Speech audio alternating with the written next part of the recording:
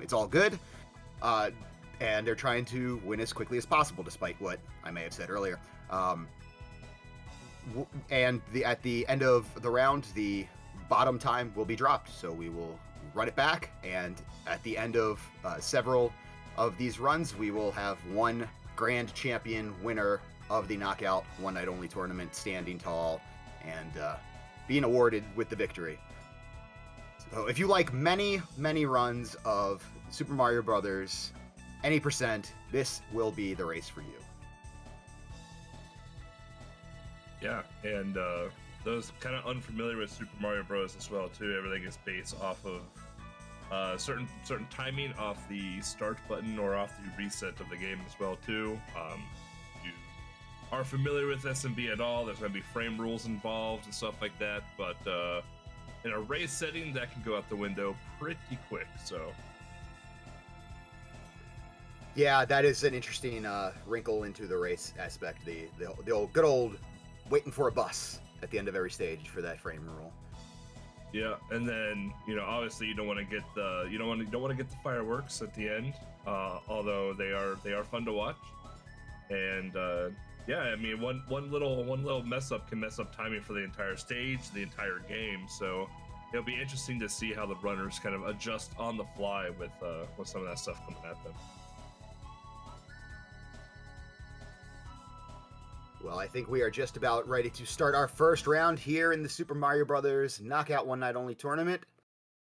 So we will get things kicked off in just a few moments here.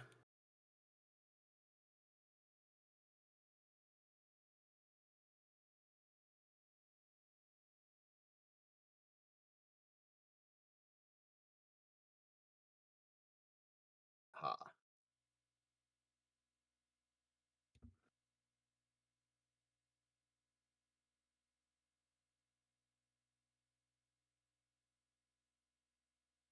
And we should be starting any moment here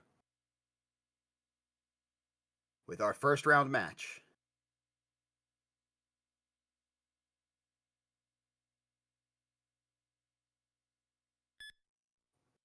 All right, and here we go.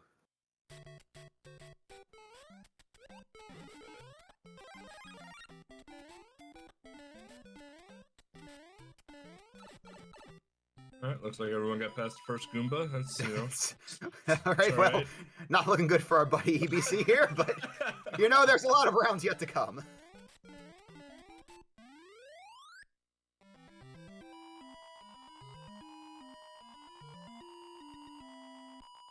A nice quick 1-1 there for everyone.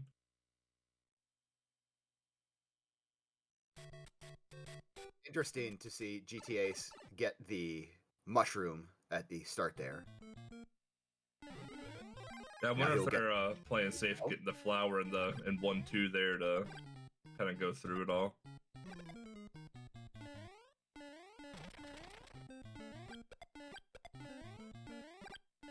We have Nebula Composer down in the bottom right as well with the fire flower.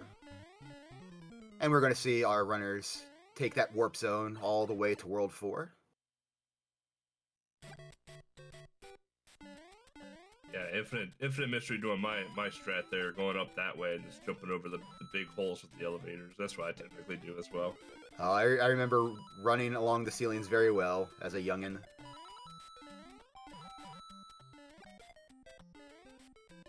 And now we'll bring Nifsky in to our bottom right here, who is just about finishing up 4-1, as is KONOT in your upper right. GT Ace and Nebula all putting the stamp on 4-1, round about the same time.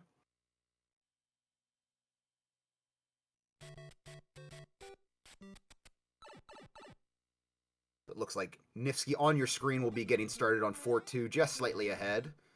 This is not the official timing, of course. Sometimes there's a little bit of delay in how these streams are presented on our end, but rest assured we will have a definitive winner when all is said and done. Okay, we are 2 for 2 on Wrong Warp 3 and 4 for 4 on your on-screen component for the Wrong Warp there.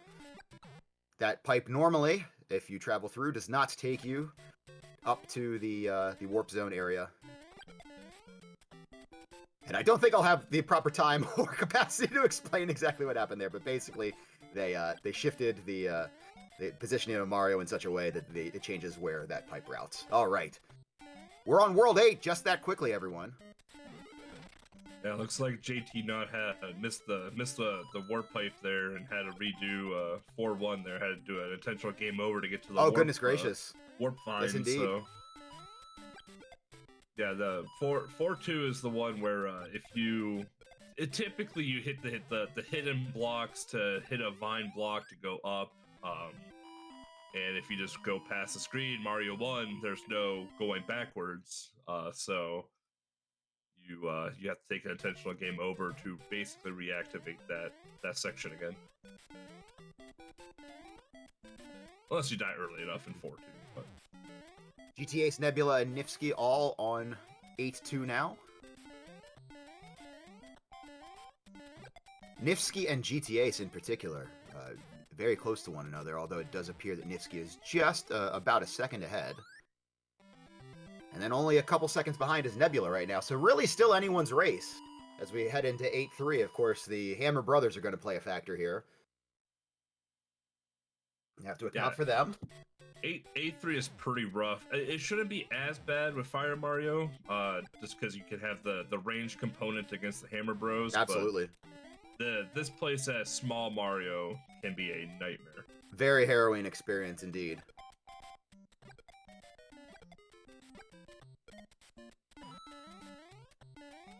And unlike the Mario All-Stars version, I believe, someone might have to correct me if I'm wrong, they can't hug the left side of the screen to avoid getting hit by a hammer. So they don't. There's no safe space in the original SMB1.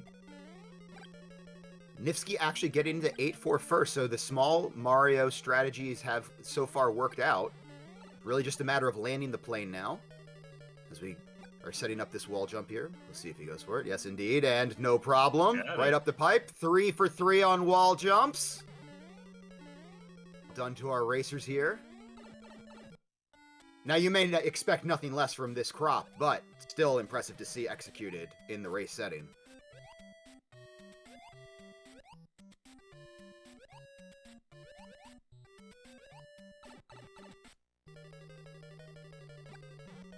We may have a little bit of an interesting development here. So there you see on your screen, Nifsky coming in first place with GT Ace and Nebula close behind in second and third respectively.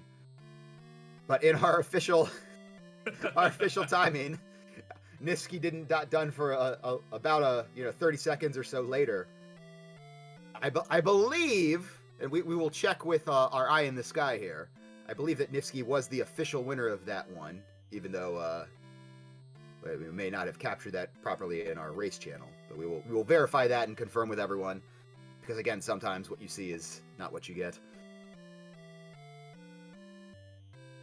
I will say though, the first 3 finishers were seconds within each other, so I believe they were all within literally 2 seconds of each other's finish, which is incredible.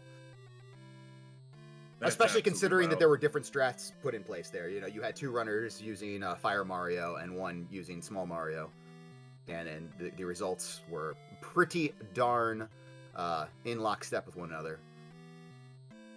Want to thank Spark over for the raid as well. Thank you, Spark. Good to see you today. Welcome, everyone. All of these Sparkle stars coming in. There you go. I don't know if that's what you call your community, but I have chosen to call them that. You can take it or leave it. I like it. This Seraph Me is saying there's a 459.607 for Nifsky right there, which, if that is so, that is truly incredible.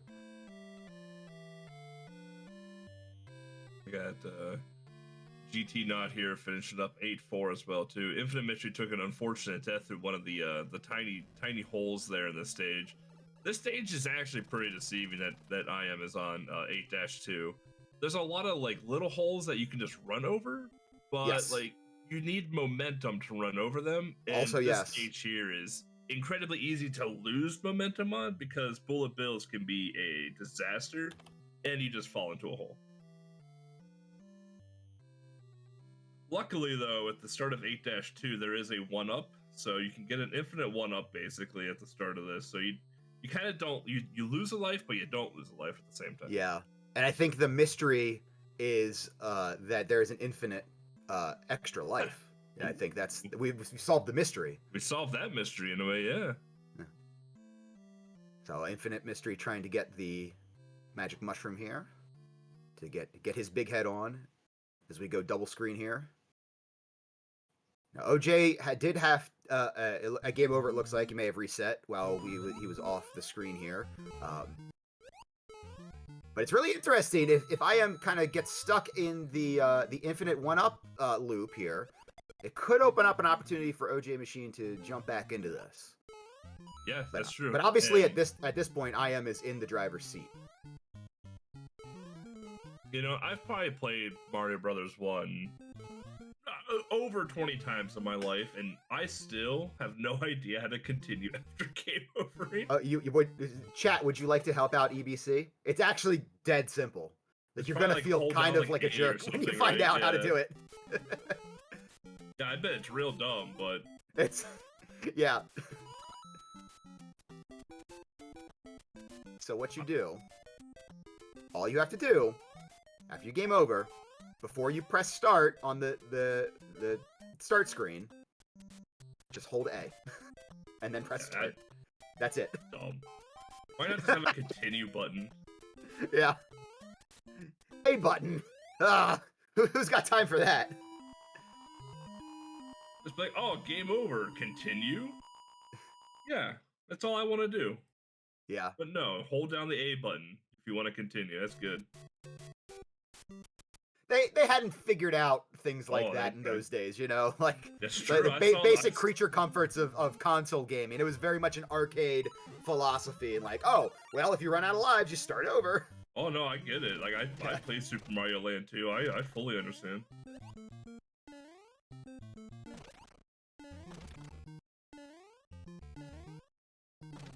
Right, we got IM going into 8-4 now. And OJ heading over to World 8. So IM has 4 lives, so he is in very good shape to land the plane here. Just, he overthought it! Got chomped. Sometimes you just have to barrel forward and not be too careful. That is like the big lesson I've learned in speedruns, is like, you know, sometimes it's better to not think about stuff and just keep moving. Let momentum carry you. Oh, well, OJ Machine has found himself in World 5, which I don't think is... I mean, it's a bold strategy, Cotton. Let's see how it plays out.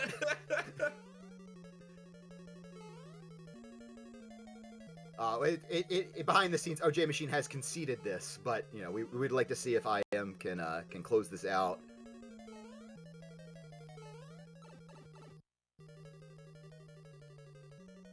Okay. And, oh, well, oh boy, okay. We're all pulling for you, IM. Deep breath, buddy. You got this. No, I probably have died more to those steps in 8-4 than anything else. It's the momentum take me right into the lava. Those steps are a nasty piece of business. To this day, I walk down a step, walk all the way to the left, and get as much of a running start as I can to avoid that being an issue. Right. Yeah, you see speedrunners, and they're just like, I'm just gonna, you know, bound forward and make it over this lava, and they do it every time. It's consistent. I'm like, yeah, I can't do that. Yeah, no. Right, IM is going for the traditional pipe there. He did not use the basic wrong warp. That's okay. That's, I think, another extra second, which really at this point not an issue, just a matter of closing it out. He does have an extra life, I believe, after this. But we are going into the final stage. Now, this section can be pretty easy if you know what to do. So we'll see how he handles his Hammer Brother. Oh, well, he's taking on the Hammer Brother.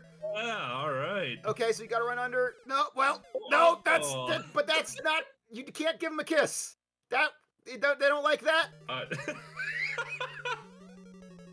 That is not their love language, ladies and gentlemen. Yeah, touch is not their love language. Okay, so now IM is down to it. We're gonna see what happens here. The pressure is on.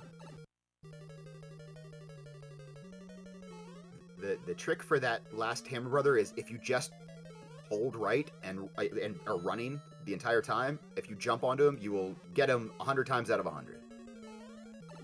Now, this does not prevent you from getting hit by anything that Bowser has to do, or the, oh goodness, I forget the names of the fireballs in this game. They have some wacky name. The Potaboos or whatever? Yeah, thank you.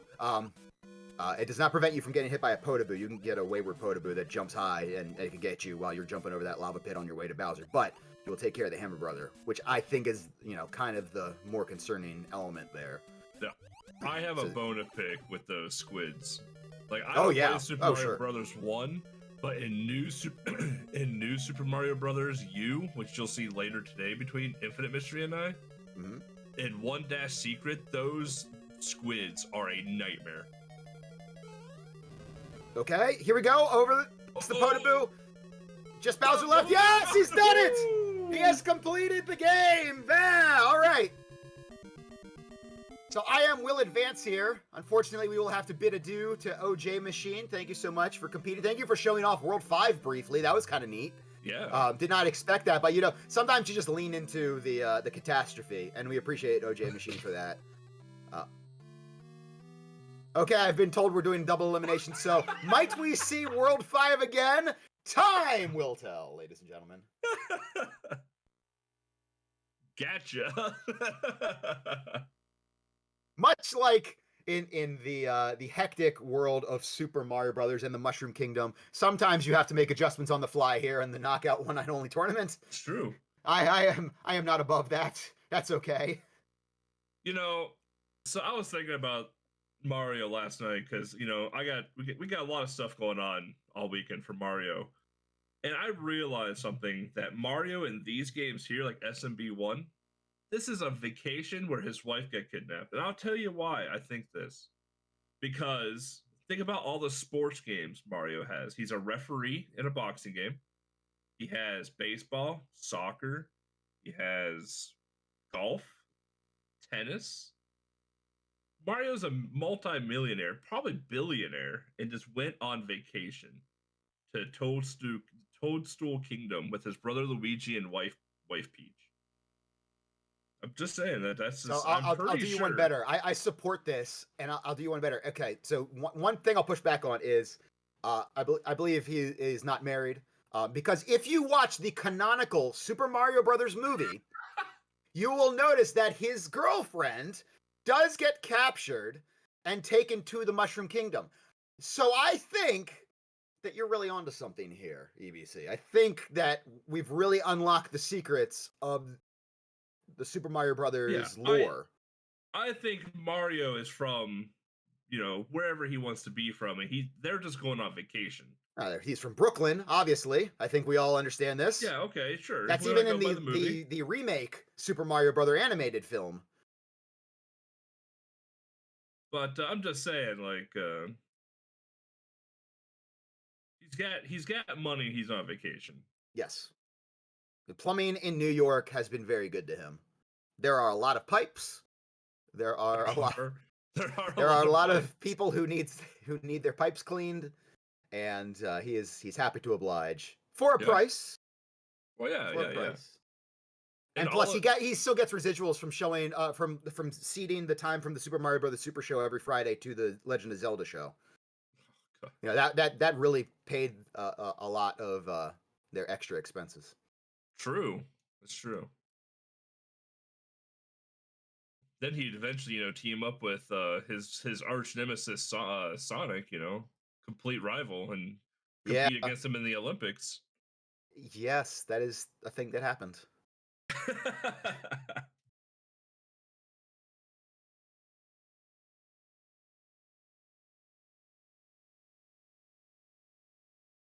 Or we could think about it as Super Mario Brothers 1 is 8 different vacations because they're all different worlds.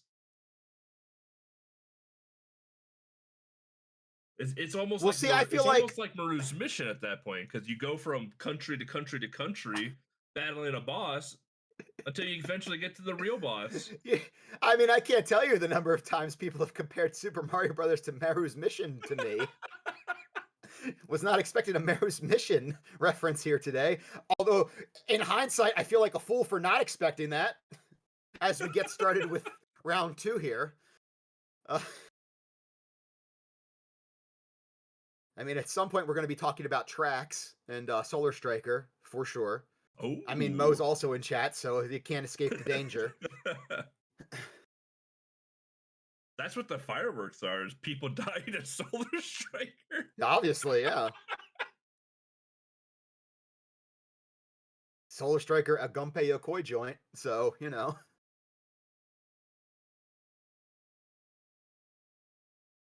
All right, here we go, folks. Round 1-2.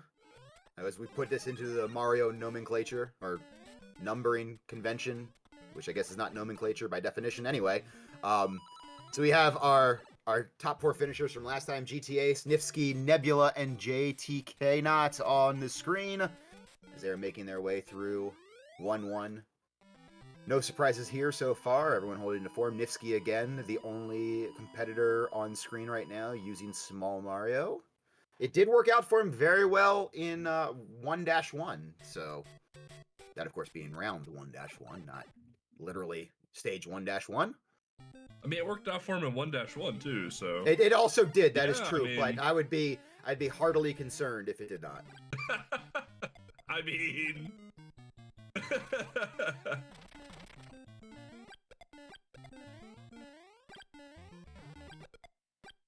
I admire the confidence it takes to be consistent with those pipe jumps, where you are jumping off of the final few pixels right in front of the piranha plants and landing on the final few pixels immediately after the piranha plants. That is always really great. I always like watching people jump over the piranha plants. One of the great their things. Legs clip it, and it's just like, yep. Oh no. Yep, the legs clip it, and then of course that's when the YouTube commenters come in and say, "Ah, yep, like, no, it's just a really tiny hitbox," but I can see why you're upset about it. Person put in a Game Genie code. Condemn That's them. true. It's true. They're all 4 of these runners are using Game Genie right now. We're gonna test them for PEDs, physical enhancement devices, after the race. We'll see if anyone's using a Game Genie or emulator codes. All right. There's no Long Game warp. Shark yet. So. Long warp. Right, exactly. That's what I debated saying Game Shark nonetheless. Okay, and we have 4 for 4 wrong warps here. So no one go to World 6 or 7. Good. Or 5. Well, we can't go to 5 here. That would be a heck of a trick if you go to 5 here. Well, it's Mario Brothers. All right, we are to World 8. It's our top 4 runners. 3 out of 4 rocking the Fire Mario. And Nifsky standing alone is teeny tiny regular strength Mario.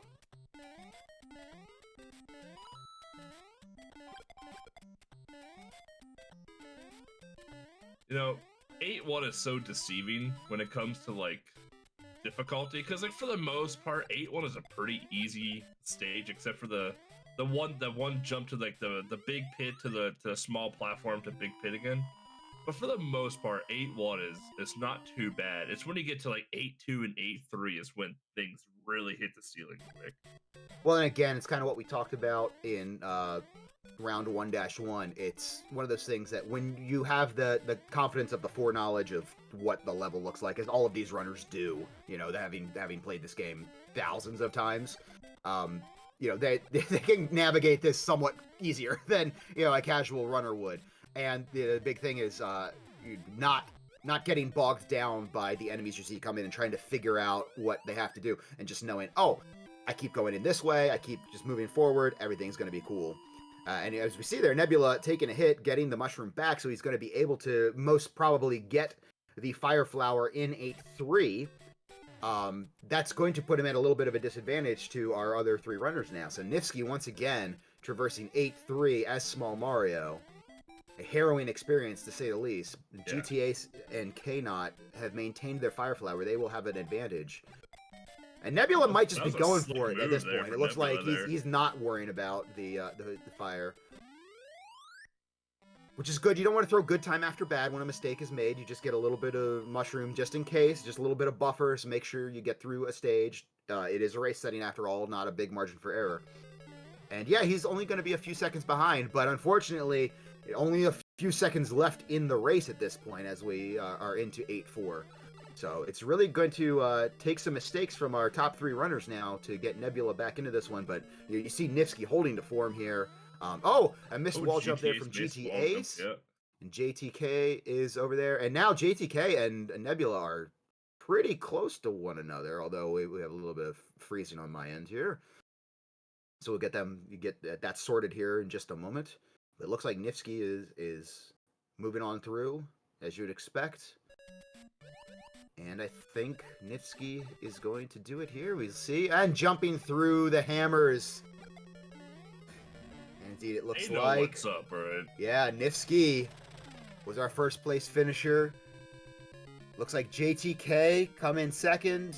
GTA's in third, and Nebula in 4th place. These runners really handling things. You know, Nebula just taking that one hit and having to reclaim that mushroom was the real difference there. But again, you see the highly competitive timings of all 4 of our top runners here in the Super Mario Bros. Knockout One Night Only tournament. So congratulations to all 4. They will be advancing. As we have now OJ Machine and Infinite Mystery. Looks like IM is on 8-2. And we will figure out where OJ is. Also on 8-2.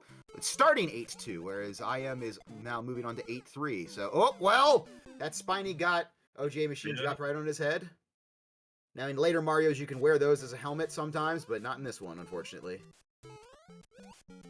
Alright, I am in a bit of a pickle here with the Hammer Brothers. Yes. Oh, he's navigated it expertly.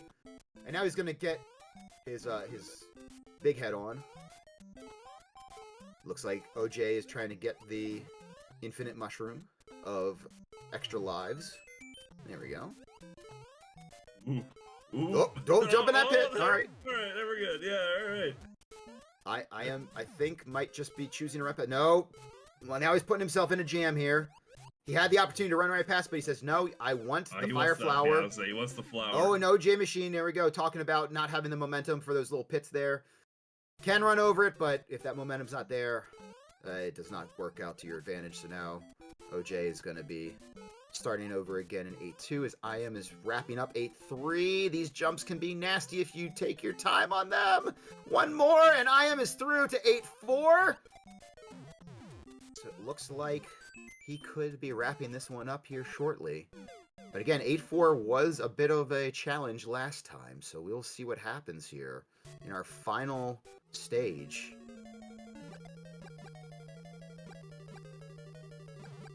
OJ just having a dickens of a time here in 8-2. OJ kept getting trolled by the NPC there, not dropping a Spiny. Yeah. And I think he's scrolled too far to get that mushroom, so unfortunately the 1-up is not going to be an option there.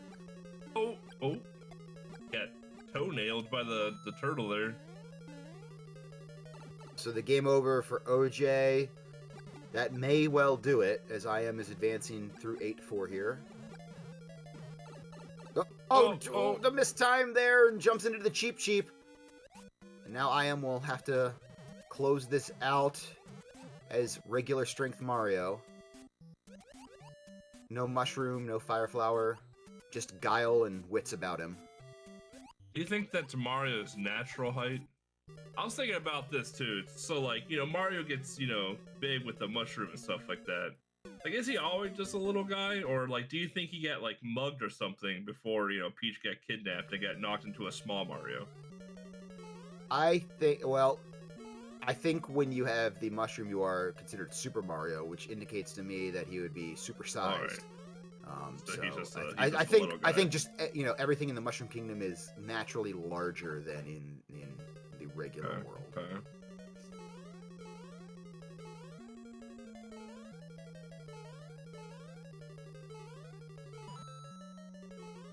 Oh, Paracoopa not behaving. No, don't try to worry about that one. Okay. Whew. Okay. Whew. We've settled in here. No, the cheap was a chomp. Got him into behind parts. Get cheap, right there, yeah. Dude, what state is it? Like 4-2, I think it is, or something like that in SMB1, where you have the bridge with the cheeps flying at you. Oh, you want to talk about 4-3. Is it 4-3? Okay, I believe. Yeah. Anxiety. That's all I gotta say. Yeah. Just that. Well, whole stage. again, this is an instance of just keep going forward. You know, just keep running forward. Try not to let that stuff bog you down. No, I am once again really has a problem with these Paracoopas. Really wants to kill the one. You know, sometimes discretion is the better part of valor, but I am says no. You know, he deserves to die. He knows what he did.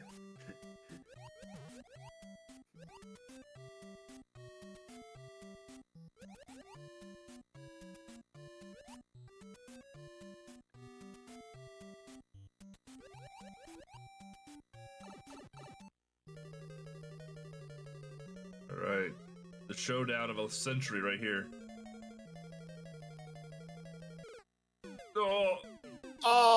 I disagree. That hitbox was very unfortunate for IM there. I thought he made it. Alright, last life here.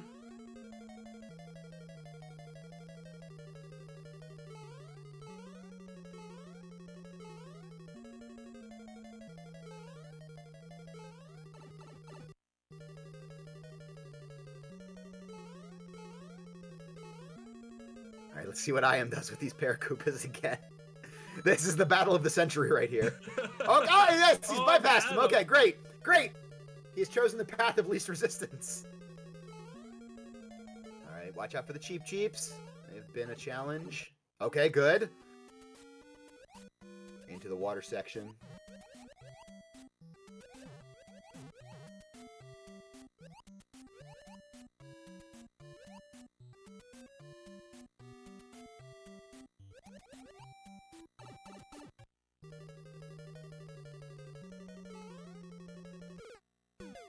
Oh, okay.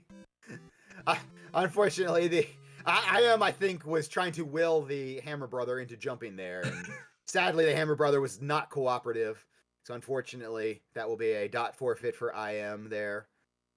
And I think based on IM having finished the last round in 1-1, he will advance here. So I think we will have to bid adieu to OJ Machine. Thank you for participating today, OJ. Is unfortunate. He had said he was a bit rusty in this, and we appreciate him coming out all the same and participating in the event. But then there are 5, ladies and gentlemen.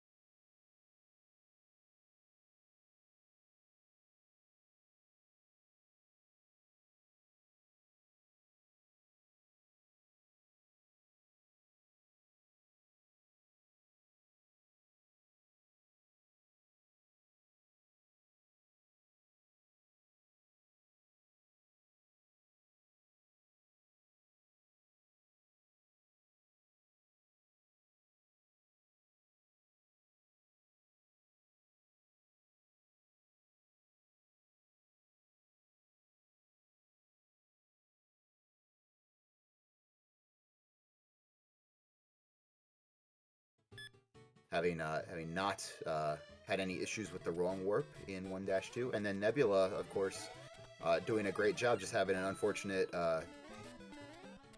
bit of damage where they required him to go pick up an extra mushroom to give himself Super Mario status in the late game. That was the only difference in his positioning, but these top 4 runners have certainly distinguished themselves here. And we're excited to see what happens here in round 2-1.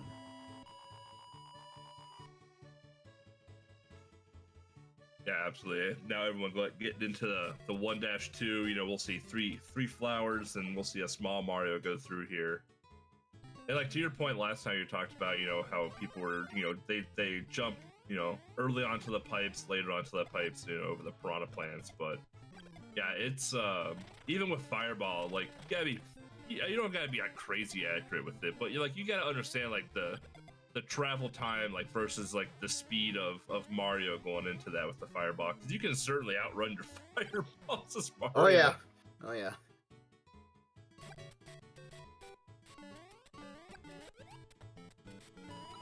Well, this is very interesting here. You know, again, sometimes what we're seeing plays tricks on us because it's not actually what's happening in real time. You know, you have, you know, it takes time to get their streams over to our restream and then to our eyes. But it looks like right now GTA is just a couple seconds behind Nifsky, who are several seconds ahead of Nebula and JTK not.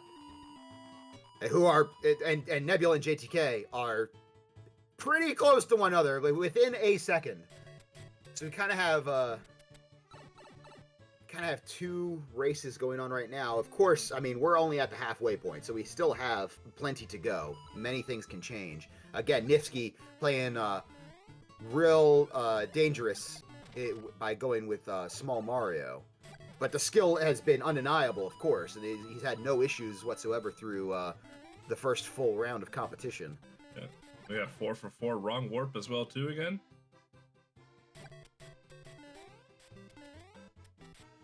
JTK was making fun of himself in the race chat. He said, "Can you imagine right warping in a race?" You love to see that.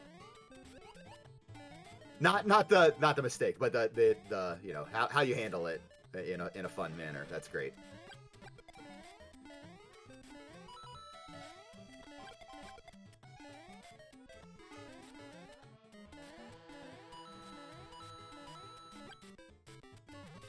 And Nebula and JTK are right next to each other, but Nifsky still staying a few seconds ahead of GTAce now.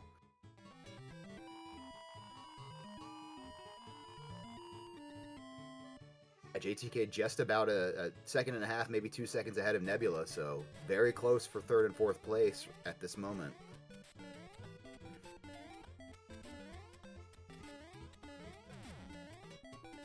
But Nifsky handling his business.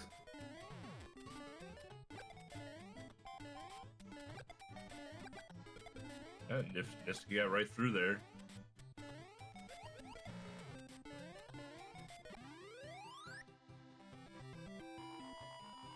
I think GTA's might have been looking for a bullet bill there for a half a second there, and realized that they all scrolled the screen, so turned around and kept going. I believe they went for it last round.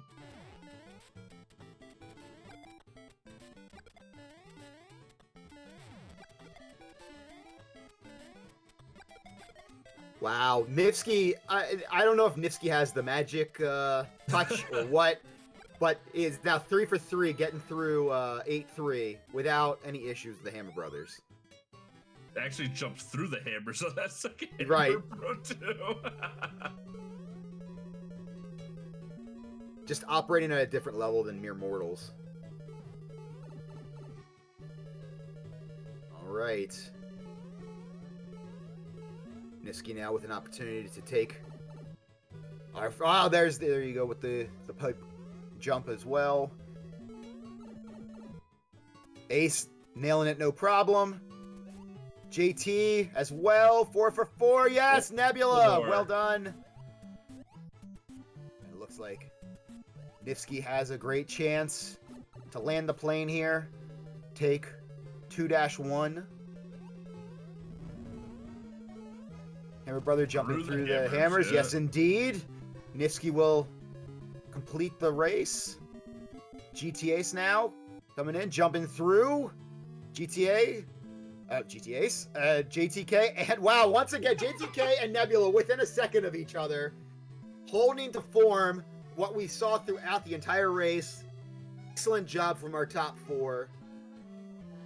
Truly impressive, the consistency that we have seen on display today from these 4 runners. Yeah.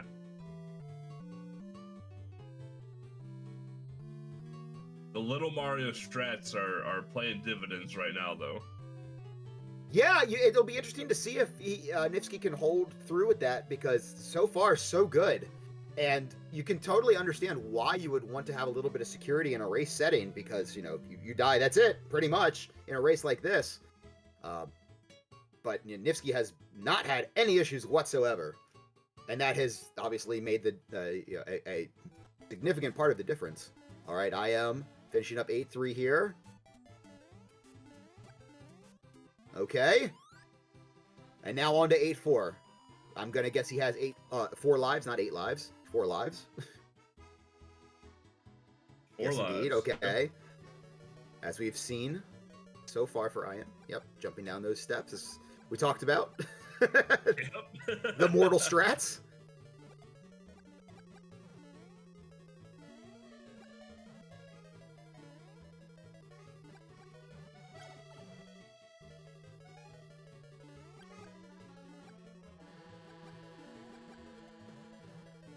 You know, the nice part here too is IM has the fire, so Yes, this is going true. into the Hammer Bro soon.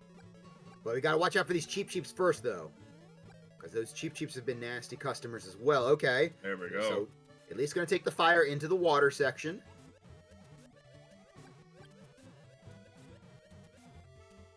I still would like to know what type of water they have where fireballs can swirl under it. Just, you know, I'm nervous about Mario's well-being right now. That's all I'm saying. It's plasma. Oh, is what okay. it is. Yes. That makes a lot more sense. That's why it's so blue. Yeah, all right. No, I meant the fire was plasma, not the Oh. Hey, look at I am! Look at I am! He killed the Hammer Brother, powered through the hammers from Bowser, no problem. First try, get out of here. The only problem is that he was the 5th place finisher in this one, which is the last.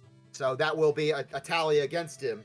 But this is, we do have round 2-2, so we'll see what happens. But that's great for IM. That is his best run of the day, so that's wonderful to see. And now we will move on to round 2-2 here. We'll see if IM can hold on to things. But that's awesome. That's he did not have to suffer through that Hammer Brother this time.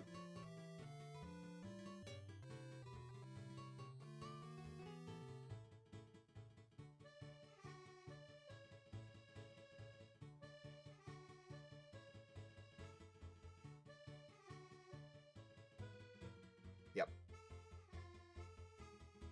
So we are getting our next race set up, and we are determining whether this will be round 2-2, or if we might be moving on to round 3 here.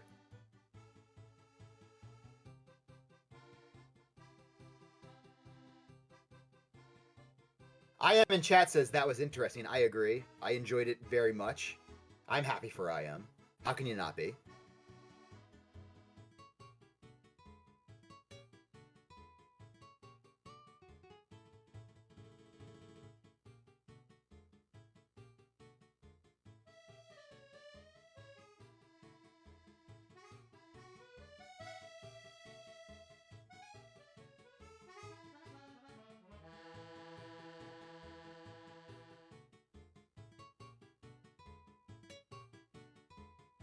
So I was doing some behind-the-scenes detective work there, and it looks like that was potentially a PB for Infinite Mystery. So Is that right? Anytime you can PB in a race, that's wonderful. You can't ask for anything more than that.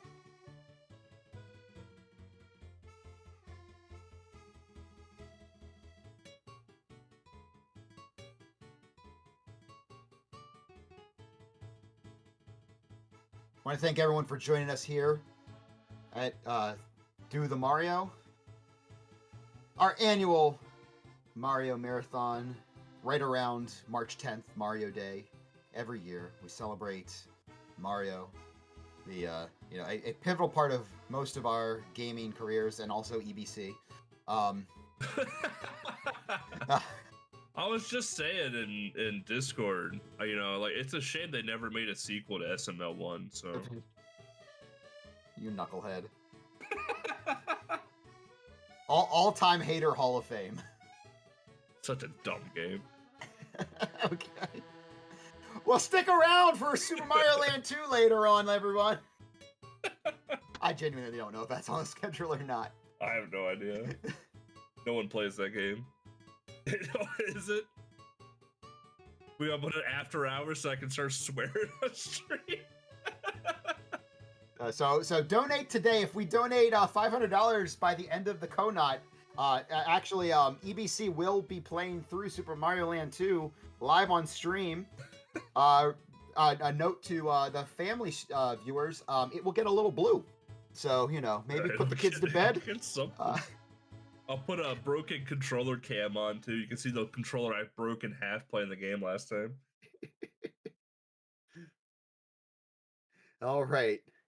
Here we go. We are, in fact, kicking off round 3-1. So we will have our 4 remaining competitors with us as we bid adieu to Infinite Mystery. But let us see if this will be the round where Nifsky runs afoul of Small Mario. Or will it continue to pay off in spades? GTA now, it looks like it's going to go. Little Mario yes, now, indeed. Too, yeah. So we're mixing up the stress. Now we have 2 smalls and 2 bigs.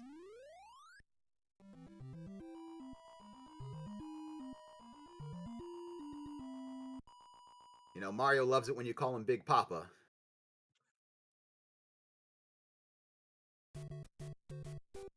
He's kind of short, though. Small Papa.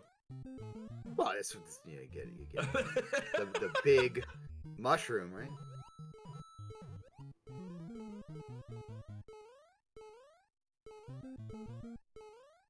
The beautiful pipe jumps. It's so good to watch. I love it. And the sync between Nifsky and GTA's right now is it's like, I mean, can we confirm that these are not literally just a duplicate of one of their streams? Well, though, right there you can see the coloration is just slightly different. The scaling is a little bit different. But there's a little bit different pathing. Little bit different pathing. Little bit, but I mean, my goodness, if at a glance you would be forgiven for thinking that it's a duplicate screen. Wow. This is going to be a special race right here, folks. Now, I never understood how people are so good at those step jumps. I struggle. I run into like the corners. Like it's awful.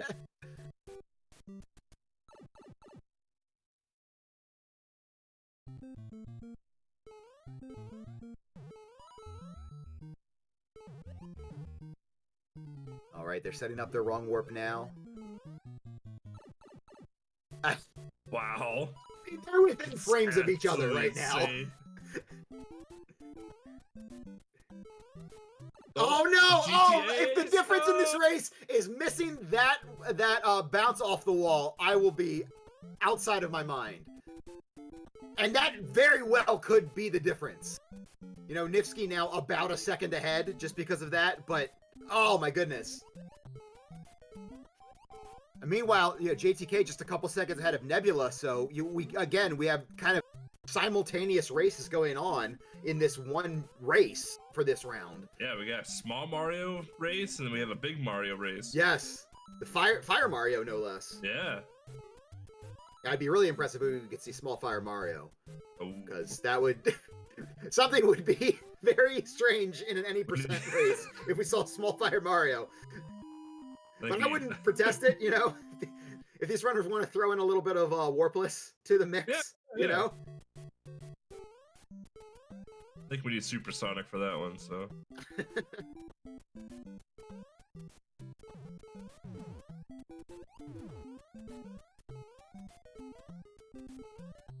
Nifsky now is still about, looks like about a second and a half ahead. Maybe slightly more. Let's see. Yeah, about 2 seconds. To my very unofficial mouth. Oh, and there's the hit for JTK. Okay, so now that's going to give Nebula an opportunity to gain just a little bit of time, and also... Oh, and now, indeed, Nebula has jumped in front of JTK. They look like they're just about... Wow. Okay, yeah, Nebula just slightly ahead. Oh, and the fireworks! No! Oh, my goodness! Oh, poor JTK. But the gallantry is unmatched right now. The gallantry of the fireworks. If JT didn't go for Bullet Bill, probably wouldn't have gotten fireworks. But meanwhile, at the top part of your screen here, Nifsky. Again, about 2 seconds ahead of GTA into our final stage. Nebula now in a somewhat commanding third place, but again, certainly not without the possibility that we could see a swappage here. That's true. I mean, everyone's Small Mario right now, so... Yes, indeed. Everyone gets the pipe, or our top 2 runners get the pipe jump so far. Check in on our bottom 2. Oh, JT misses the wall jump too. Okay, so now looks like Nifsky will jump through, and GTA's has to wait for Bowser!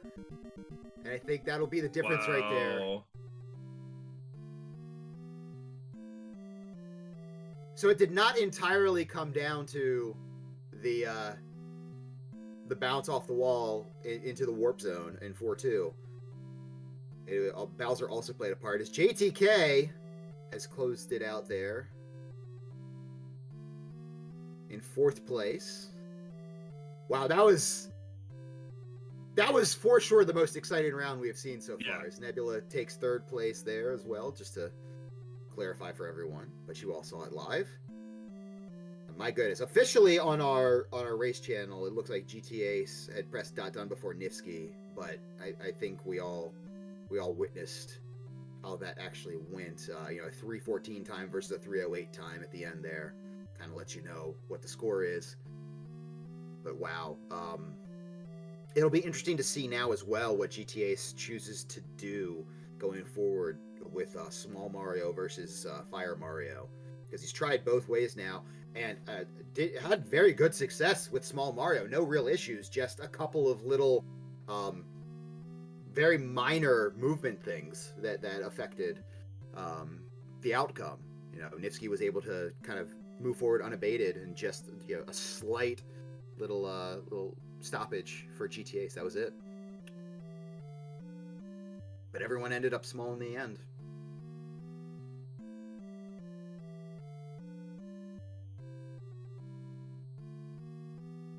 Now GTA and Nifsky are both agreeing in our race channel. Eventually these will have to be frame counted, maybe. And you know what? that is possible, ladies and gentlemen.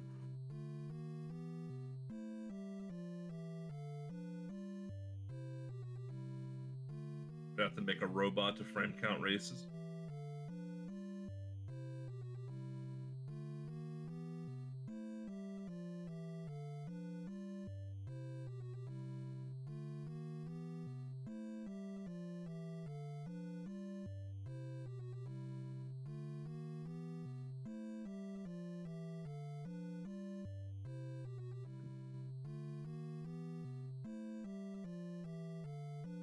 Yeah, awesome races though all around. Like we got to see basically 2 different strats, you know, from 4 different people. We had the little Mario strats, big Mario strats, you know, everyone going into 8-4 with little Mario.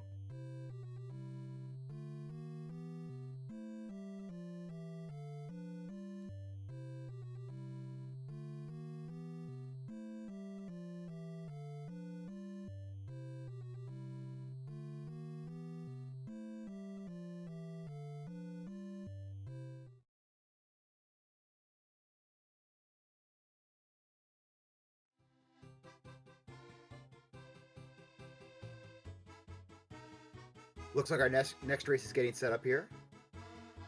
So I believe our official scoring on this last one was that JT Knott was in 4th place, even though on our screen it looked like Nebula was in 4th place. And I believe we had Nifsky ahead of GT Ace. If we need to change any of that, we will do so. And I believe that position that puts us in is if JT Knott were to come in 4th on this race, I think that would put him out of the knockout one night only tournament. Again, we will seek confirmation for that, and we will update everyone as we go. But with a race like this, where the skill level is so high, and our runners are in such close proximity to each other, it can be difficult to verify in real time, and even with using our race tools.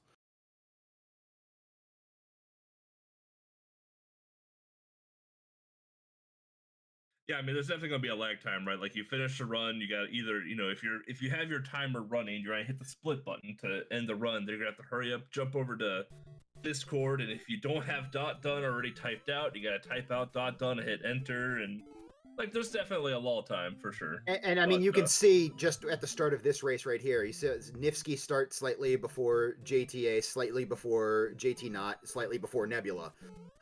I promise you, they all, we're seeing the countdown to start the race at the same time, but that's just how it's presented on your screen there with, that's how them internet pipes work, right? So, seeing is not always believing is the point of this, and, we sort things out the best we can. Yeah. At the end of the day, we're all here to have fun, so. I'm here for the fabulous prizes. Prize is not fabulous. I'm here. I don't even know why I'm here. So I just get asked to do things. So GT Ace has gone back to Fire Mario for this one. It looks like JT Knott is going with Small Mario. So once again, we're 2-2 here. It looks like, well, it looks like JT is slightly ahead of GT Ace, but looks may be deceiving. Although JT did start slightly after GT Ace on our screens, so that may actually be the case. But everyone here in 4-1.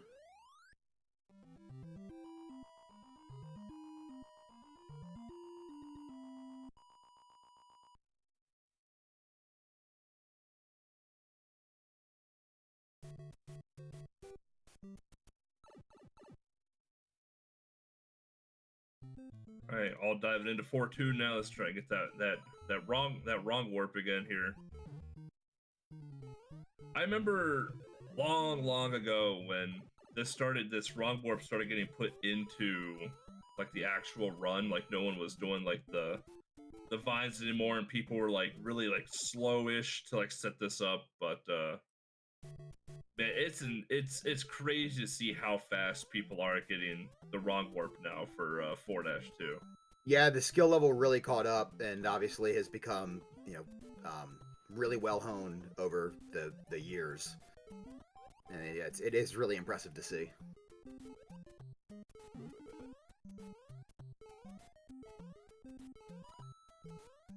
Arborelia, thank you for the raid. Welcome in, arborists. As I continue to make up names for people's communities. I like it. Arbor Day fans. Arborelians? Yes. There I mean, that's probably legitimate.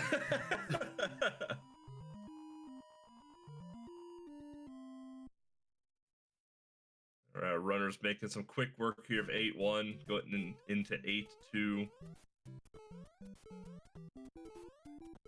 So this is where in 8-2, this is where some shenanigans happened in the last run, where we got some fireworks and everything else, and be curious to see how some of the runners approach towards the end of this stage here, knowing that they're all seconds within each other. Nifsky threading the needle there of those Paracoopas was truly impressive. I know this is not the first time, but JT. Whoa, what happened with? I think they bounced off of a flying turtle and Oh, goodness. Couldn't quite save it with the wall jump.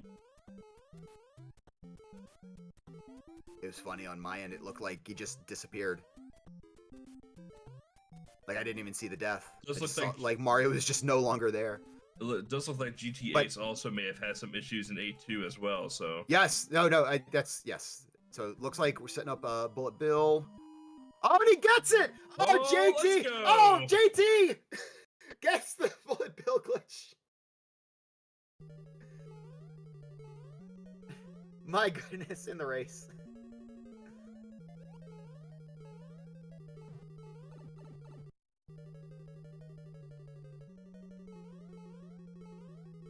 So now this is very interesting. So now Nifsky in a pretty substantial lead here by, this race's standards.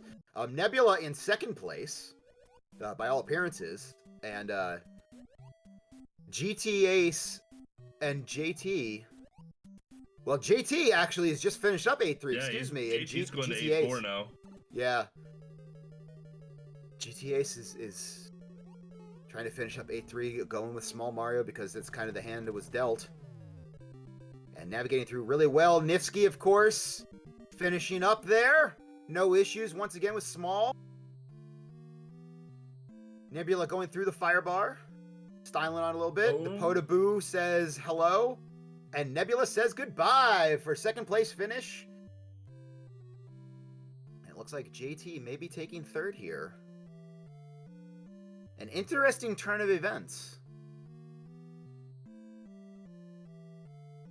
So JT went with Small Mario this time. And it looks like that strategy is going to pay off for a third place finish.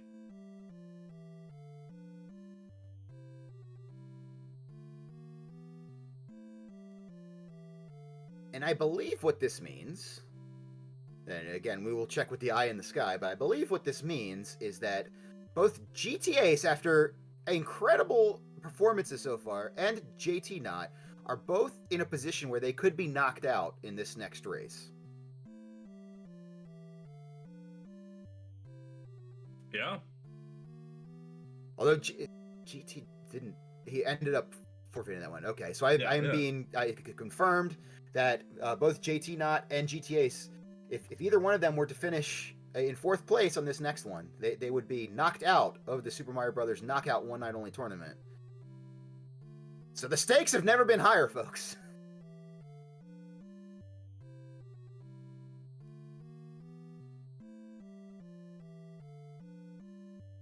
Yeah, this is incredible. This is our third round of third race of a round. There we go. Yes. I was gonna say third round of a round, but that doesn't even make sense. Now we're on 3-3 now, folks.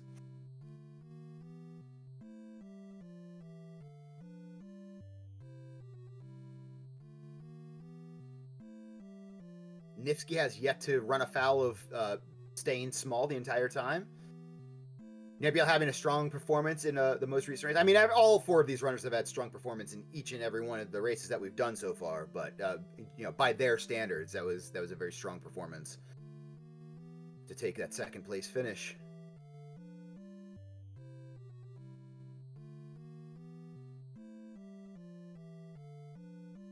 Now we are getting set up for our next one here. Will someone be knocked out? That is the question we are about to answer, folks, in the next about 5.5 minutes or so. Probably quite a bit less than 5.5 minutes with these racers. Yeah. Thank you all for joining us here today on the Super Mario Brothers Knockout One Night Only tournament as part of Do the Mario, our annual Mario event right around March 10th, Mario Day.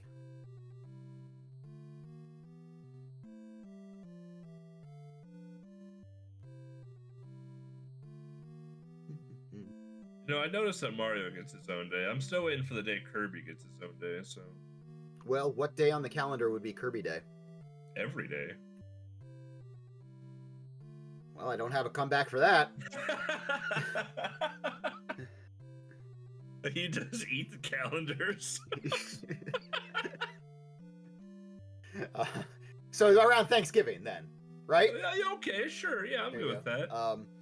that. So a question in chat: how does the knockout work? That is a wonderful question. And the way it works is for this event, we are doing a double elimination. So you would have to be the last place finisher in any round. So currently we are in round 3-3. GT Ace and JT Knot both have a last place finish, a strike against them. So 2 strikes and you are knocked out. Sometimes the double elimination is just a single elimination depending on the number of participants and that sort of thing. But yeah, we will reduce the number of racers by 1 each round.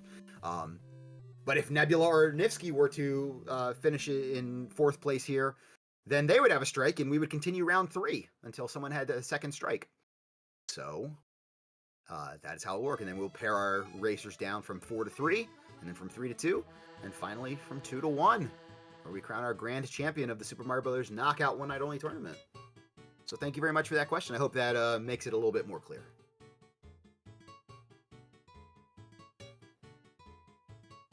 Hey everyone. Antwell here, running the behind the scenes. Going forward, our racers and I, fully support this.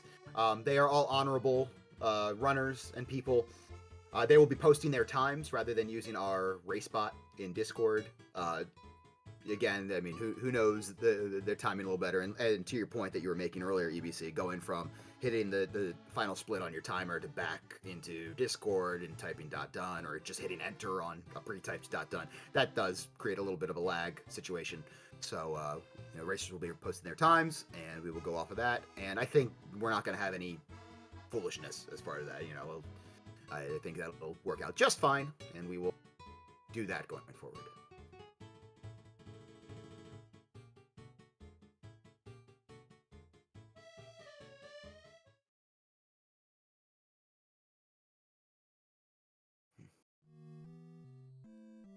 All right. 3-3 is just about ready to start, folks. So we have our first place finisher who has yet to lose a race. I believe that's true. That might be somewhat in question again with the individual timers, but Nifsky is holding to form in first place right now. We have GT Ace up at position number 2, Nebula in 3rd, and JT Knot in 4th, which is not commensurate with our most recent finishes, but is informational for your purposes watching at home. GT Ace and JT Knot, again, each have a strike. A second strike would eliminate them from this knockout one night only tournament. Nebula and Nifsky in this round are good to go.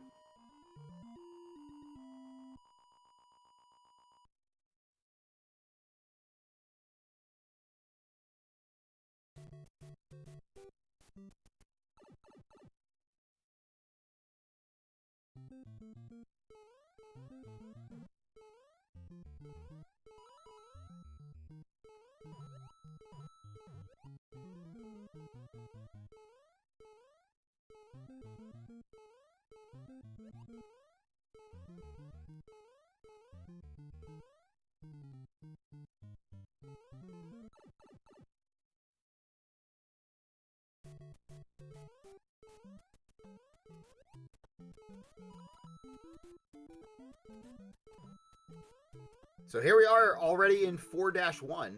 Everyone is just making their way through here. A little bit difficult to say for sure who is in first place, not with what we see on the screen, but with timer starting and everything. But it looks like GT and JT are pretty well in lockstep right now, at least on our screens. And we got 3 little Marios now. We do indeed, yeah. Nebula, the only one going with Fire Mario this time around. Oh no, well, there it is. Yeah, I fooled myself there for a moment.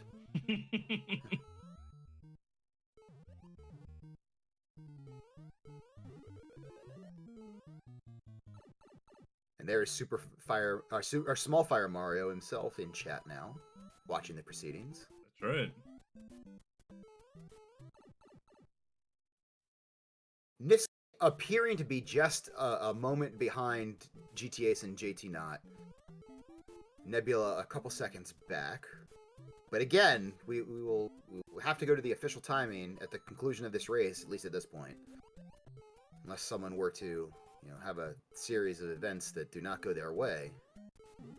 This one's going to come down to the timers, folks.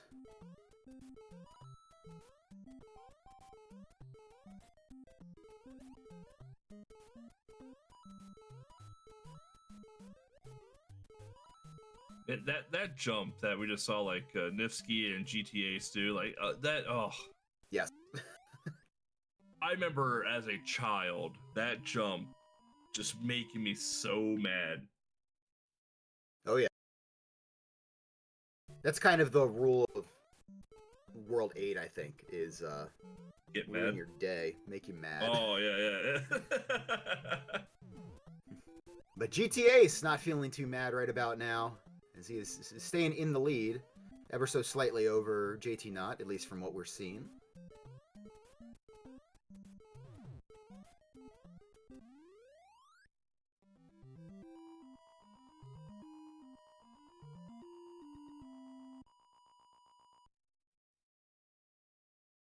And Nebula closing out 8-2 as well.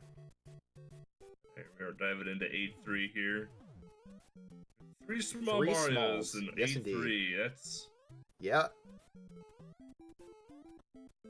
Could go either way. This could be where Nebula gains an advantage by not having to navigate through these Hammer Brothers really at all. Just to barrel on forward. Oh, okay. All right, yep, saved it.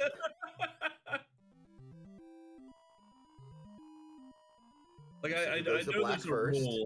Yeah, I know there's a rule that like if Mario's like a downward motion, then Mario wins, but that still doesn't make it more nerve-wracking. So. GTA's again looking like they're in the advantage right now, but again, this is too close to call just by what we're seeing on the screen right now. We will have to check the times at the conclusion of the race if everything holds form.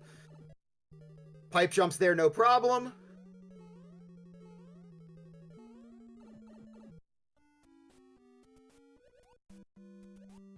And no problem for Nebula as well.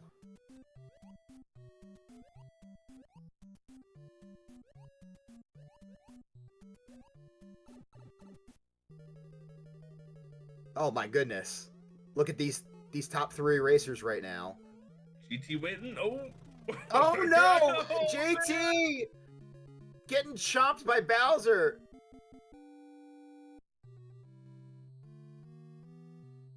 Wow.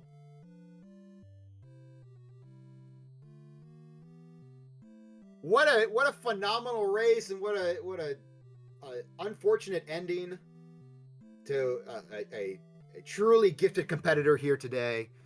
Unfortunately, we will have to say goodbye to JT Knott after that nasty piece of Bowser business. But a heck of a performance all throughout the day from JT Knott. We really appreciate them joining us. Awesome. Knockout. Real excellent racing, and going to Small Mario at the end there. It was working out really well until that one moment, unfortunately. And so we will bid JT Knott adieu, but just truly impressive all throughout the day. Yeah, that finish between Nifsky and GTA was between a 458 and a 5 flat. So that is that's fast, so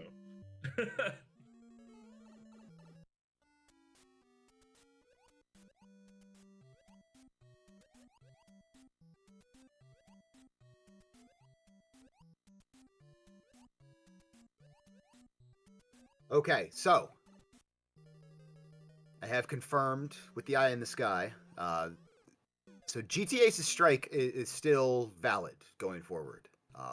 One more third place finish now, and GTA Ace would be eliminated. Nebula and Nifsky are both in fine shape. They do not have strikes against them. So now we're really getting down to the nitty gritty. I mean, that last race was pretty gritty itself. But now it's we have two that still have a strike to give, and GTA's the thing about GTA's is he put the stamp on that last one. Nifsky I think technically was our winner Although we can check the times on that. But boy, I think that was perhaps GTA Ace's best run of the day. So officially, the times that we had per the racers themselves, Nifsky finished with a 458.558, GTA Ace with a 5 flat, and Nebula with a 504. That's incredible. That's wild.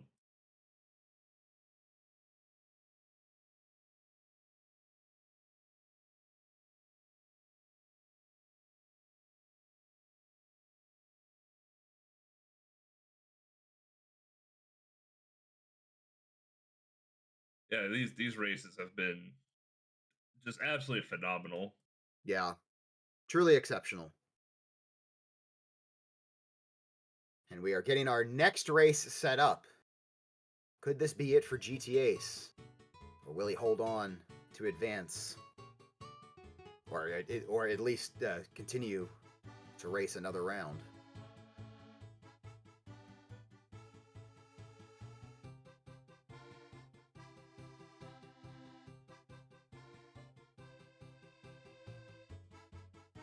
Like SMB1, like I've always admired speedruns of SMB1 because like it shows that you can play the game fast, but it just shows like what countless hours of practice and runs, like what you can accomplish in the game. Oh yes, it's truly admirable to see like with a game that is so highly optimized by so many people, to be able to really match that highest possible level is really incredible.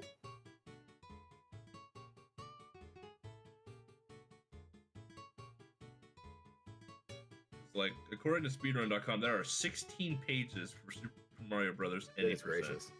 And there are 1,529 runners. So it's just wow to me. Like I mean, like I knew this game was popular, but like it's awesome to see just like people that get into it, then the people that just take it to a whole nother level.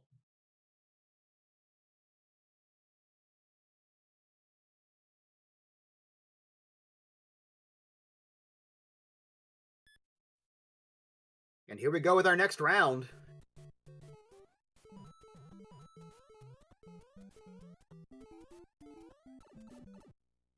We are down to our final 3. Can GTA survive? That is the question of this round, folks. So far, so good. We got all small Mario too. This is our first race with everyone going small Mario. I believe this is the first time today that Nebula has chosen to go small Mario. I believe so too.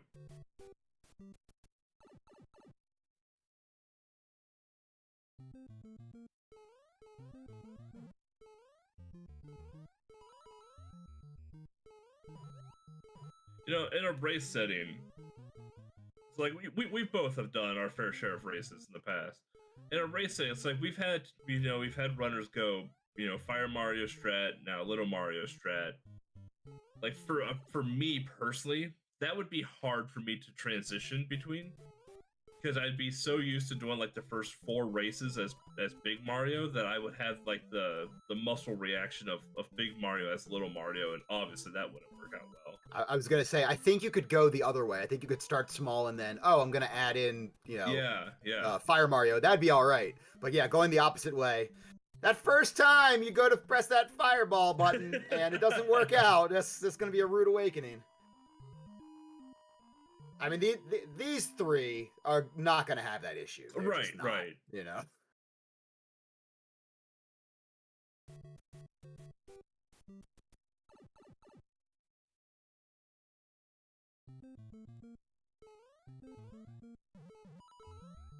I'm just saying, like as a race setting, like I know like other like I don't race Mario games very often, but like in other games though, it's just like if I change up strats, I'm just like, oh, muscle memory coming. I just want to point out that Nebula got the big block clip to run through on the bottom level there. That's Nebula. That's just what you gotta do sometimes, right? Yeah, that's incredible. it's fascinating to me because you know it's a race, right? So there's some things that you like. Oh no! Oh my goodness! Oh Nebula! I feel like that's wildly unfair given what he just accomplished in 4-2.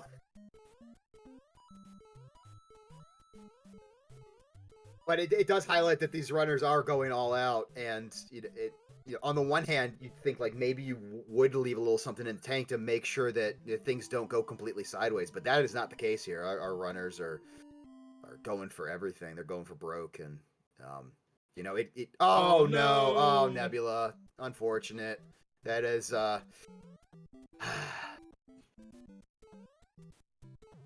that's going to be real tough for Nebula to come back from. Is going to need to see some mistakes from Ace and or Nifsky here.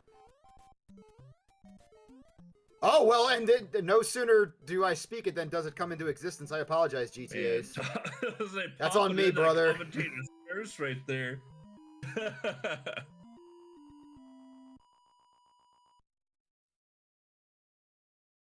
But GTA is still on 8-2, and now he says, you know what? Let's get the big Mario. Let's get Super Mario here.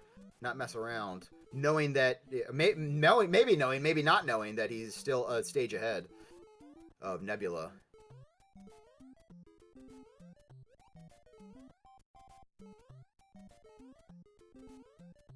But GTA has tried to avoid being knocked out here. And Nebula trying to avoid collecting his first strike.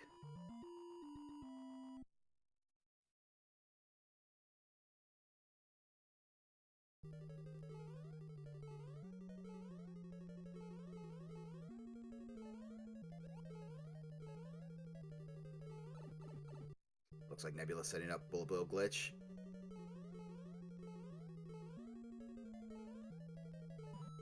Alright, No pipe jump for Nifsky there. Yeah, Nifsky very much in the driver's seat of this one. I think that was the first pipe jump that Nifsky missed I believe that is correct. Today, so. But if you're going to miss one when you're, 30 seconds ahead. Yeah, yeah. Say not neck and neck with somebody.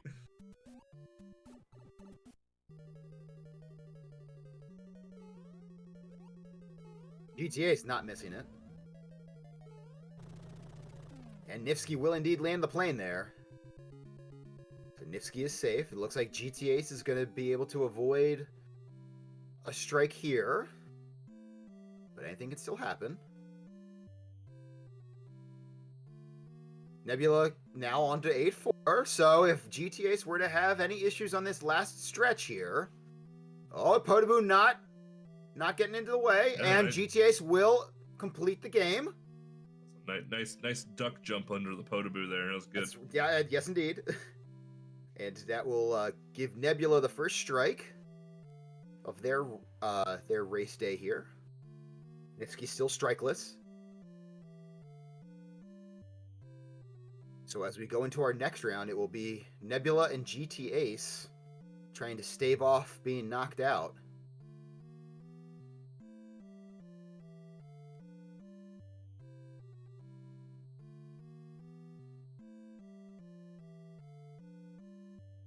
And Nebula finishes it.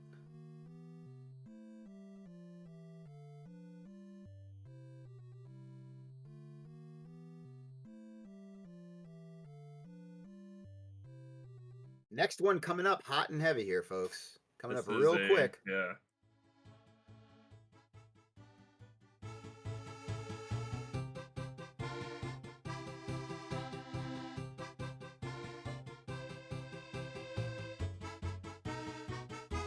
They have no time to waste here.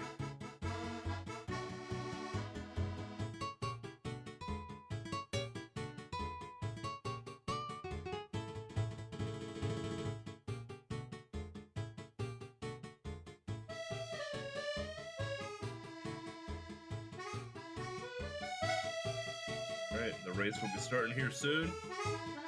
So we got Nifsky with no strikes on the board. Meanwhile, we do have GT Ace and Nebula with one strike each, so we may see an elimination today or this round, or we could go into the next round with everyone having a strike under their belt. So this It's is true. we could have some fascinating developments here. Oh yes. You know, each of these racers has certainly proven that they belong here.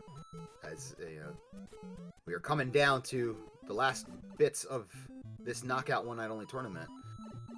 Will a runner be knocked out in this round? That is the question, folks. And so far, so good for GTAs. I mean, it's 1-1, but you can't win the race if you're never ahead. We already know. Yeah. You know you can judge a lot by 1-1 in Super Mario Brothers. I mean, depending on who's racing, yeah. Because if you run into that first Goomba, not so good.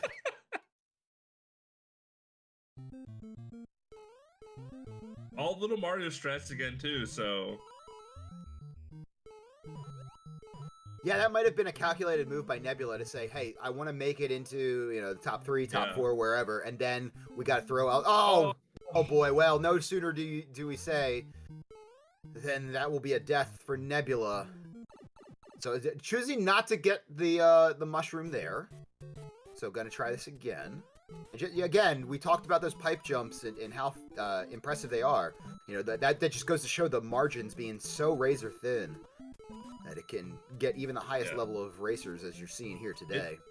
Even with the death, it's still anyone's race. Like, they still gotta get through World 8. Oh yeah. World 8 is no joke, so I mean, we've seen the wrong warp go the right way, which is the wrong way, ironically. We've seen deaths in World 8 today, so certainly this race is not over yet. Don't start counting Nebula out, but is working out of a bit of a jam here. Yeah. There's a bit of a hill that they're climbing right now.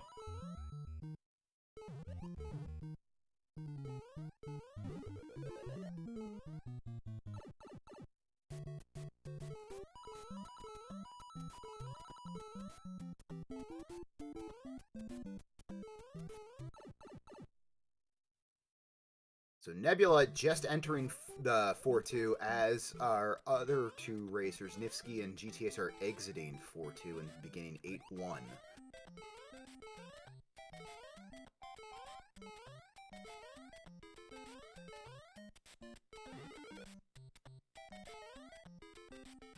It's always difficult when you find yourself in a position where you need someone else to make a catastrophic error or have some really bad luck go their way in order to maintain your position.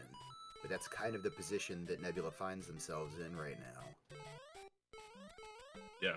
I mean, they're making quick work of 8-1, which they had the struggle in last round, so.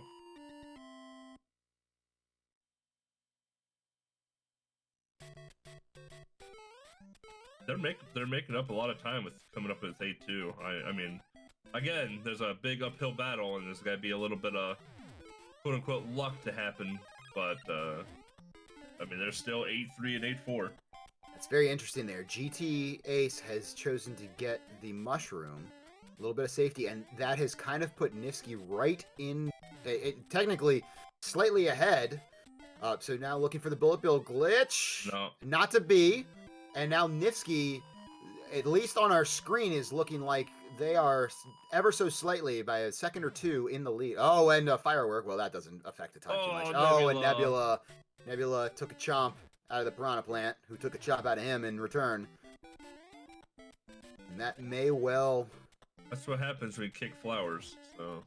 Yeah, that may well be the end for Nebula, but, never say never. We still have to get through 8-3 and 8-4. Looks like Nifsky is in good shape. GTA's holding to form as well. With the Big Mario, playing it safe. Nebula has gotten Big Mario here. And it's a good thing because that Paracoopa right there just took a nibble out of him. Setting up a bullet bill glitch. We'll see. It was not to be, unfortunately.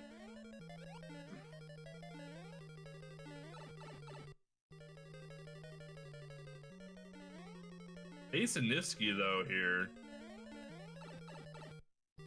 With the fireworks and the Big Mario, like, that gap has closed significantly there. Yes.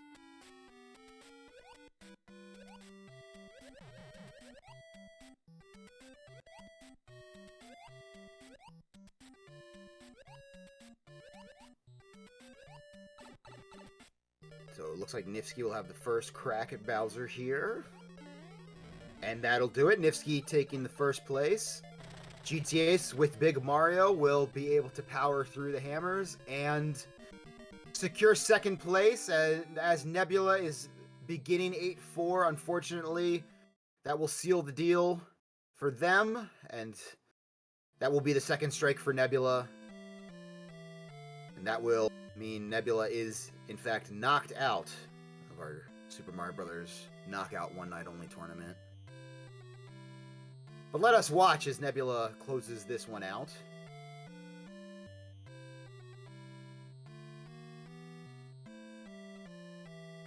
A heck of a runner here today. Heck of a racer. A job well done overall. Just a couple of deaths that you hate to see in this setting. Oh, and Nebula appearing to know the situation, has said, I will go out on my shield. And, tip of the cap to GTA's and Nifsky. Well, thank you very much, Nebula, for participating today. An excellent job throughout. And that will lead us to our final two competitors. Nifsky with no strikes and GTA's with 1. Can GTA's put a strike on Nifsky in this next race, or will GTA's be knocked out? We will find out here in just a few moments, folks. It is the Super Mario Bros. Knockout One Night Only tournament here on RGLtv as part of our Do the Mario event, our annual Mario Bros. Celebration, right around March 10th, Mario Day. Enemy here with E Bloody Candy, bringing you the action today. Our man behind the scenes, Ant, producing the event. Thank you so much, Ant. Thank you all for joining us. You know, this could be the final round right here. It could indeed. Or it could be the semifinal round. That's right. We have at most 2 rounds left.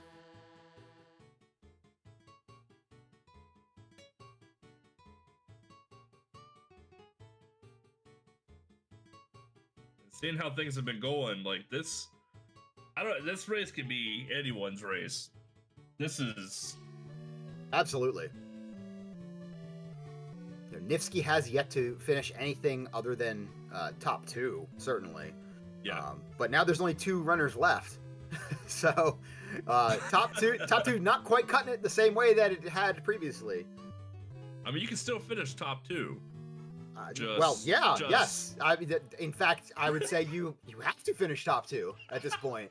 There are no other options.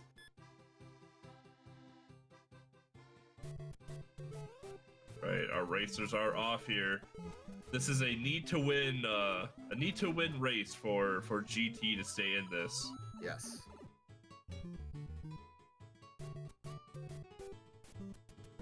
Now the question now is that so Nifsky knows that they need to lose twice to lose it all type of deal. Like they have a buffer.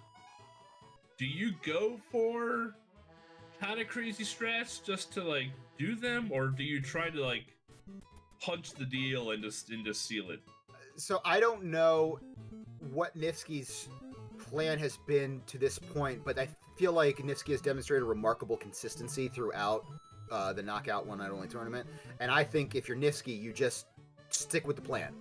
You know, he's been Small Mario this entire time, had great success with it. Not varying up the strategies, at least not to my somewhat untrained eye. I say, stick with the game plan, keep doing what's working, don't overthink it, and let your play speak for itself. Which is what they've been doing, so they've been doing a fantastic job of it.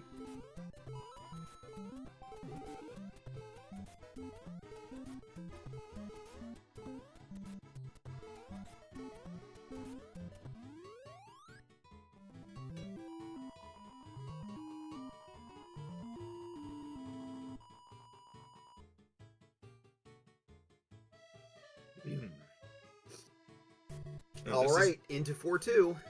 This is probably the real first, like, check of the 80% race, I'd say. Like, obviously, like, you know, you gotta hit the wrong warp to get to World 8 here, but, like, messing up the screen push to get that wrong warp activated on that pipe instead of having to climb the plant, like...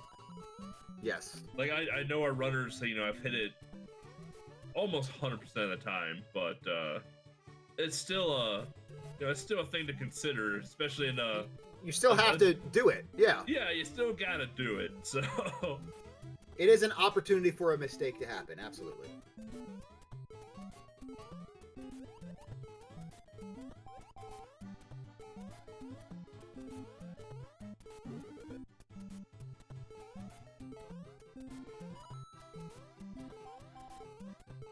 But we do know that 8-1 and 8-2, this tournament has given runners an issue, to say the least. So GT getting out of 8-1 and Nifsky right on their coattails, you know, judging by the video feed here, like we were talking about earlier, we're going by, you know, the timings that are actually happening with the splits because this game is so down to the wire.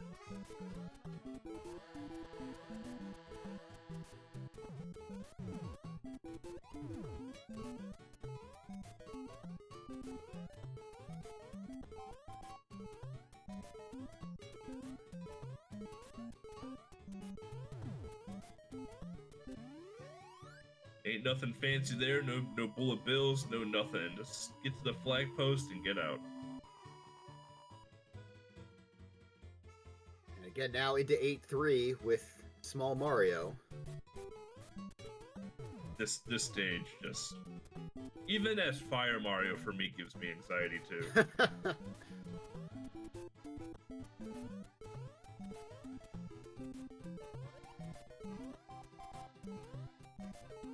Oh, Ace threading through those Hammer Brothers, no problem. Nifsky bopping one on the head.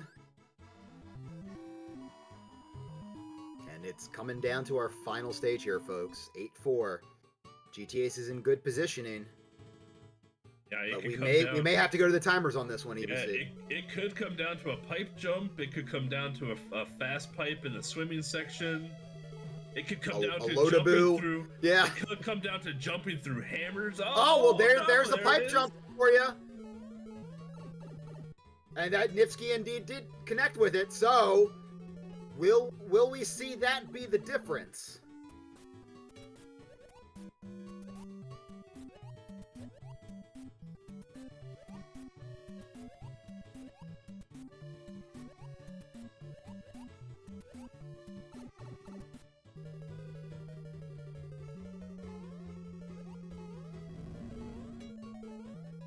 There you see on your screen there, GT Ace is finished, Nifsky right behind. We will check with our official timing. It looks like the official timing I see here is a 4:58 from Nifsky and a 5 flat from GT Ace. Oh my goodness. Oh, you hate to say goodbye to either of these runners because they have operated at the highest of level throughout this entire Knockout One Night Only tournament. But unfortunately, with less than 2 seconds difference here, GT Ace has earned a second strike, and that will be a knockout here in the tournament, meaning that our grand champion of the Super Mario Brothers Knockout One Night Only tournament is Nifsky. Congratulations, Nifsky. Congrats. Incredible races all throughout the tournament, and also congratulations to GT Ace, though. Again, very, very similar, high-level execution all throughout. Just less than 2 seconds separating them in this must-win race. That is the high level that they operate at, folks. Please give them all of the support. Give all of our today all of your support. Follow them and let them know that you appreciate their great efforts here today in the Super Mario Brothers Knockout One Night Only tournament. Yeah, it does look like we're gonna bring in GT and Nifsky in here for a quick interview here. So.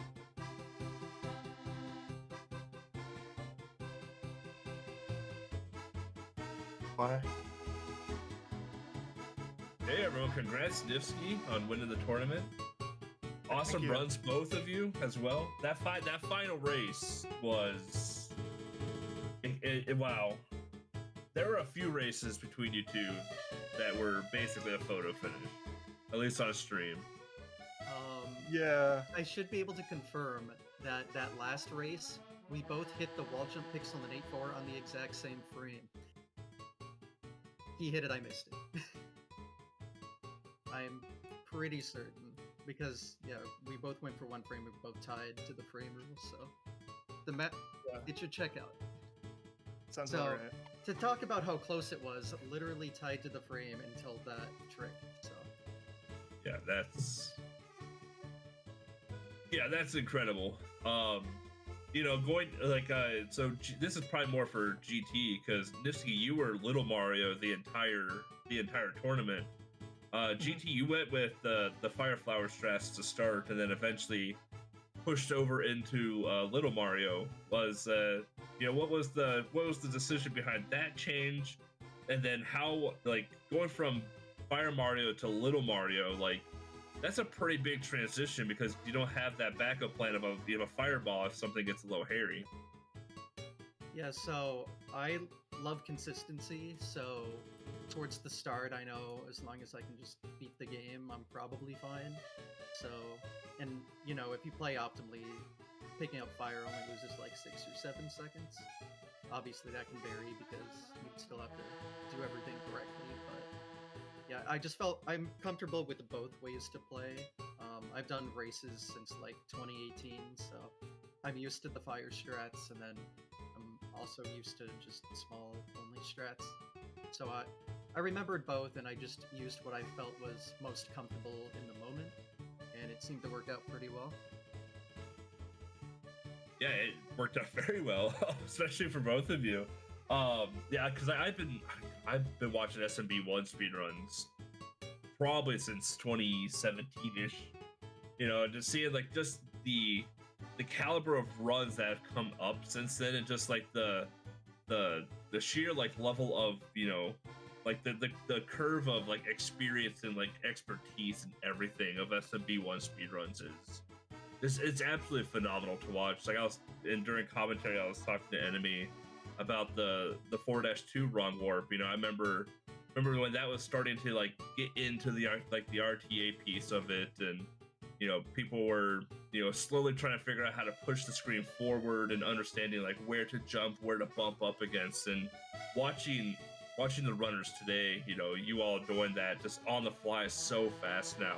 It's just a true testament to just how much work and time and patience that you've all put into this game.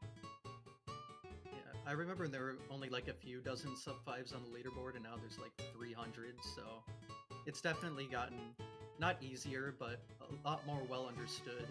Like, the practice tools make consistent practice very easy, and that's helpful for races to prepare and stuff.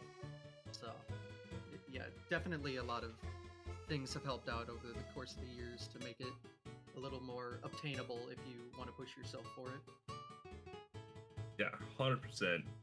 And Nifsky, watching you every race, you were either you were a sub 5 or or pretty much a 5 flat the entire tournament through.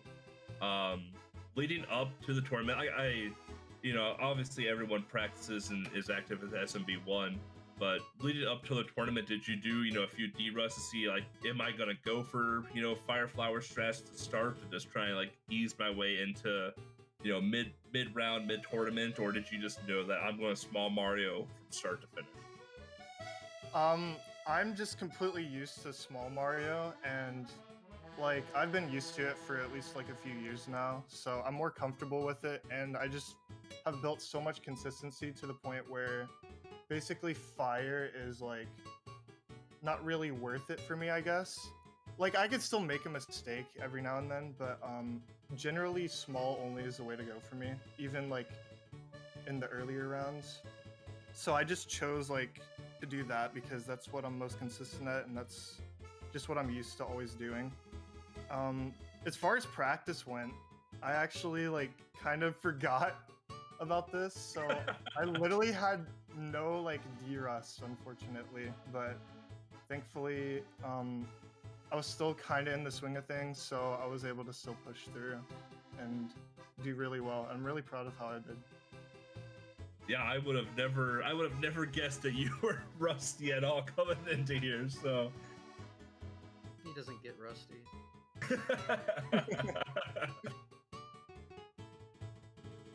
One thing about me and GTA's races are that they're always very, very close. Like, they're always very, very down to the wire. And, you know, he put up a very good race. The final race, especially, just everything was so down to the wire and really applied a lot of pressure to me. And I knew as soon as we were going into 8-4 tied, I was like, okay, I gotta do frame perfect tricks in order to, like, you know, try to get this win. And it seemed like he had the same idea because we both went for 1-frame tricks. Yeah, there's a 2-frame setup variant of the wall jump in 8.4 that's about 0.3 slower. And so you can opt to do it. It's 2 frame perfect inputs if you do it the 1-frame way, a frame perfect jump coming out of the pipe, and then the wall jump itself is frame perfect. So yeah, I'm pretty sure he only went for the 1 frame on that last one. I could be wrong, but so you probably didn't see it unless someone like did it when they were already behind to kind of swag out and show it off. But yeah, when it came down to the wire there, we both knew that each other would go for it, so we both went for it. He hit it, I missed it. Just 1 frame perfect input mistake was the difference there, essentially. Otherwise, it would have like needed a frame count. Yeah, I know when that final race there in 8-4, like you all were literally neck and neck, and commentator's curse, unfortunately, probably it was just like it came down to either the pipe jump or a fast warp in the swimming section, or one little thing that most people would glance over is going to come down to this race. Yeah. But knowing, like, I know both of you are top 10 runners of the 80% category, and less than a second of each other, on the leaderboards. Like, going into it, like, we you two probably knew very closely, like, like, anything can go with our races. I don't know if you all have races open on, like, another screen or kind of in the background. But Niski, did you know that GT was doing the Fire Flower strats to start, or were you just assuming that you two were going to have like a second apart races the entire time? Yeah, so I have the stream up on my phone, so I was kind of trying to keep track as I was racing for what strats everyone was doing, and I knew that final race that me and GTA's were tied, so that's why I chose to like go for faster strats in 8.4 and frame perfect tricks. Yeah, makes sense. Yep, I mean, same here. I had the stream open, and it definitely helps with decision making in the moment because you can kind of see what everyone's doing. Yeah. So it's very useful. So like I'd notice if someone took an early death, I could play it a little safer and not risk my run on something I didn't need to at that point. Yeah, absolutely. We saw you get the mushroom in, what was it, 8-2 there a couple times right before that bullet bill. Mm-hmm. Whether it be for a safety strat or whatever it may be, but yeah, that was the safety strat. If I notice, I was kind of in the clear as long as I didn't make any huge mistake. And when you're playing optimally, it's so easy to screw up. So just trying to negate that as much as possible. Yeah, it was like when we started off the tournament. Everything comes down to everything is so tight on timing and frame rule that one little thing, especially for a top end runner, it throws everything out of whack. So now instead of knowing when things are coming at you and knowing when to do something, you have to be more reactive than proactive. So. But yeah, again, both of you, absolutely phenomenal races. Niski, again, congratulations, our first place in today's tournament. Thank you. Everyone all around in the tournament, awesome runs. It was pretty hype. Yeah, this was very fun. Thank you for hosting this. All right, I think with that, thank you all again for joining in our quick interview and commentary. Thank you again, Enemy, for joining me on commentary and carrying most of the weight forward because I don't know a ton about SMD1. And thank you again, Ann, for behind-the-scenes production of the race.